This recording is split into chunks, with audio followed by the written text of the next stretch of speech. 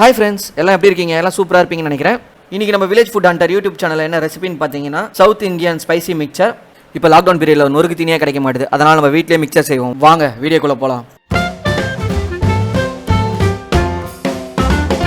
FestivalSpecialRecipe இவங்க பார்த்தீங்கன்னா fresh fruits and vegetables வந்து ஆன்லைனில் செல் பண்ணுறாங்க. இவங்க என்ன பண்ணுறாங்க பார்த்தீங்கன்னா இவங்க 60% ப்ராடக்ட்ஸ் பார்த்தீங்கன்னா முக்கால்வாசி எல்லாமே direct from farmers. So price பார்த்தீங்கன்னா ரொம்ப கம்மி தான். இப்போதைக்கு இவங்க சென்னையில் மட்டும் தான் டெலிவரி கொடுக்குறாங்க. இவங்க பார்த்தீங்கன்னா 1 day டெலிவரி ஆஃபர் பண்ணுறாங்க. இவங்களுக்கு வந்து வெப்சைட்டும் இருக்குது, ஆப்பும் இருக்குது. கூகுள் ப்ளே ஸ்டோரில் வெஜிடபிள்ஸ்னு சொல்லி டைப் பண்ணிங்கன்னா இவங்க ஆப் வந்துடும், ஃபஸ்ட்டே இருக்கும். அதை நீங்கள் டவுன்லோட் பண்ணிக்கோங்க. இவங்களுக்கு வெப்சைட்டும் இருக்குது, www.vegetables.in. அதுலேயும் நீங்கள் போய் ஆர்டர் பண்ணிக்கலாம்.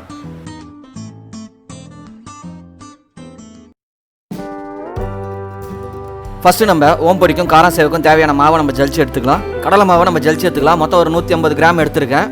எடுத்து ரெண்டுத்துக்கும் சேர்த்து ஜலிச்சிடலாம். இப்பயே பாருங்கள், இந்த மாதிரி கடைசியாக வரத்தான் நீங்கள் ஜலிக்கூடாது, எடுத்து கொட்டிடணும். அதுக்கப்புறம் ஒரு 100 கிராம் அரிசி மாவு எடுத்து அதையும் நம்ம ஜலிச்சு எடுத்துக்கலாம். அதுலேயும் எந்த கட்டி இல்லாத பார்த்துக்குங்க. பாருங்கள், இந்த அளவுக்கு பியூராக ஜலிச்சு எடுத்துக்கணும். இப்போது தேவையான பொருட்கள் பார்க்கலாம். கருவேப்பிலை, அரிசி மாவு, கடலை மாவு, நிலக்கடலை, பூண்டு, முந்திரி பருப்பு, பச்சை பட்டாணி, வெள்ளை அவல், எண்ணெய், உப்பு, மிளகாய்த்தூள், மஞ்சள் தூள், பொட்டுக்கடலை, இதுதான் தேவையான பொருள். இப்போ ஒரு பாத்திரத்தில் 100 கிராம் கடலை மாவு எடுத்துக்கலாம்.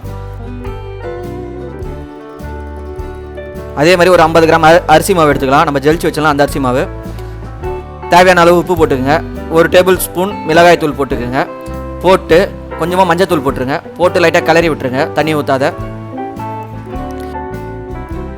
இப்போ கொஞ்சம் கொஞ்சமாக தண்ணி ஆட் பண்ணுங்கள். எப்படி நம்ம சப்பாத்திக்கு தண்ணி ஆட் பண்ணுமோ அதே மாதிரி தண்ணி கொஞ்சம் கொஞ்சமாக ஆட் பண்ணுங்கள். லைட்டாக மிக்ஸ் பண்ணி விட்டுட்டு இப்போ கையால் நல்லா மிக்ஸ் பண்ணுங்கள்.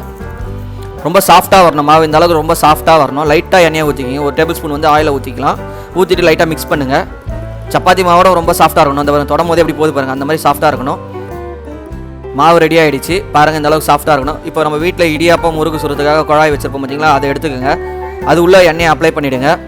பண்ணிவிட்டு நம்ம ரெடி பண்ணி வச்சுருந்த மாவை உள்ளே போட்டுக்கலாம். போட்டுட்டு உடனே நம்ம ஓம்பொடி செய்ய ஆரம்பிச்சிடலாம். ஏன்னா ரொம்ப நேரம் வச்சுருந்தீங்கன்னா காஞ்சிரும், காய விடக்கூடாது. எண்ணெயை ஊற்றிக்கலாம். எண்ணெய் ஹீட் ஆகட்டும். எண்ணெய் ஹீட் ஆகிடுச்சு. இப்போ நம்ம ஓம்பொடி செய்யலாம். பாருங்கள், லைட்டாக முறுக்கு பிடிக்கிற மாதிரி தான் சுற்றணும். அதை ஒரு சைடு வெந்த அப்புறம் ஒன்றா சைடு திருப்பி போடணும். இது எப்படி வெந்துச்சுன்னு தெரியும் பார்த்தீங்கன்னா, கரண்டியில் தூக்கும் போது அது உடையா பாருங்கள், எவ்வளோ ஸ்டிப்பாக இருக்குது பாருங்கள், இந்த மாதிரி இருக்கும்.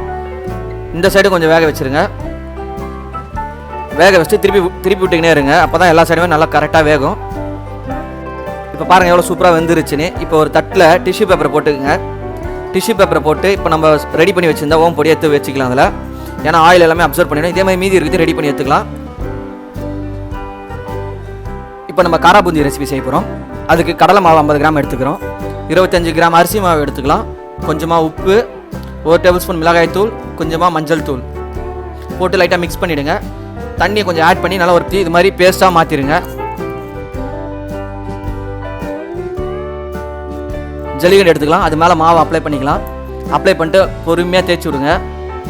பாருங்கள் எவ்வளோ சூப்பராக காரா பூந்தி கீழே பொரிஞ்சுக்கிட்டு இருக்குன்னு.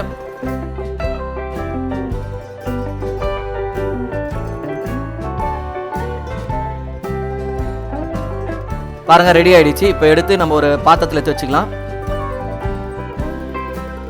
இதே மாதிரி மீதி இருக்கிற காரா பூந்தியும் ரெடி பண்ணி எடுத்து வச்சுக்கலாம்.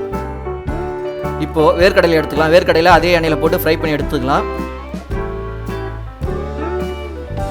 பாருங்கள் ரெடி ஆகிடுச்சு. இப்போ எடுத்து வச்சுலாம்.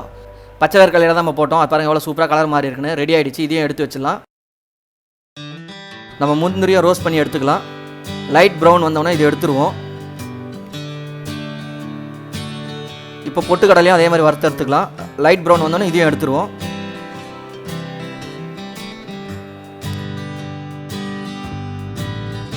நெக்ஸ்ட் இப்போ கருவேப்பிலை வறுக்க போகிறோம். ரொம்ப தீய விட்டுறாதீங்க. பாருங்கள் எடுத்து காட்டுற மாதிரி இந்த அளவுக்கு தான் அது புரியணும். அப்போ தான் கிறிஸ்பினஸ் நல்லா இருக்கும் அதில். இல்லைனா ஒரு தீஞ்சி போன டேஸ்ட் வரும். பாருங்கள் எவ்வளோ அழகாக இருக்கு பாருங்கள். நெக்ஸ்ட்டு பூண்டையும் நம்ம ஃப்ரை பண்ணி எடுத்துக்கலாம். நம்ம வெள்ளை அவல் வச்சுருந்தோம் பார்த்தீங்களா, அதையும் லைட்டாக பொரிச்சு எடுத்துக்கலாம். உடனே எடுத்துடணும், இல்லைனா அது தீஞ்சிரும். பாருங்கள் போட்டவுடனே பொரிய ஆரம்பிச்சிச்சு. ரெடி ஆகிடுச்சு, எடுத்துடலாம். ஸ்பைசி மிக்சருக்கு தேவையான பொருள் எல்லாத்தையும் ரெடி பண்ணி வச்சிட்டோம். இப்போ நம்ம ரெடி பண்ணி வச்சோம் பார்த்தீங்கன்னா ஓமப்பொடி, அதை எடுத்துக்கலாம். எடுத்து இது மாதிரி உடச்சி போட்டுக்குங்க. பாருங்கள் எவ்வளோ கிறிஸ்பினஸ் இருக்குது பாருங்கள். இப்போ கூட இப்போ காரா பூந்தி ரெடி பண்ணி வச்சுருந்தோங்களா, அதையும் எடுத்து மேலே போட்டுப்போம். உங்களுக்கு எவ்வளோ தேவையோ அந்த அளவுக்கு காரா பூந்தி போட்டுங்க. நம்ம வறுத்து வச்சுருந்தோம் பார்த்தீங்களா வேர்க்கடலையை, அதுவும் ஆட் பண்ணிப்போம். பொட்டுக்கடலையை ஆட் பண்ணிக்கலாம். நம்ம வறுத்து வச்சு பார்த்தீங்களா பொட்டுக்கடலையை, அதையும் ஆட் பண்ணிக்கலாம். அப்புறம் பச்சை பட்டாணி, இது வந்து ரோஸ்டட் பச்சை பட்டாணி, அதையும் ஆட் பண்ணிப்போம். பூண்டையும் ஆட் பண்ணிக்கலாம். கருவேப்பிலை, வறுத்து வச்ச கருவேப்பிலை, நம்ம பொரிச்சு வச்ச பார்த்தீங்களா வெள்ளாவில், அதையும் எடுத்து ஆட் பண்ணிக்கோங்க. உங்களுக்கு தேவையான அளவு போட்டுங்க.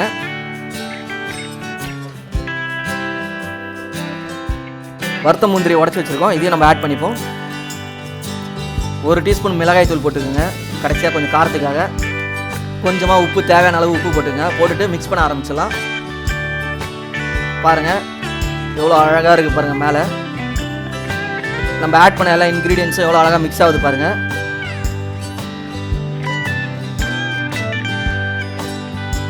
சுவையான சவுத் இந்தியன் மிக்சர் ரெடி ஆகிடுச்சு.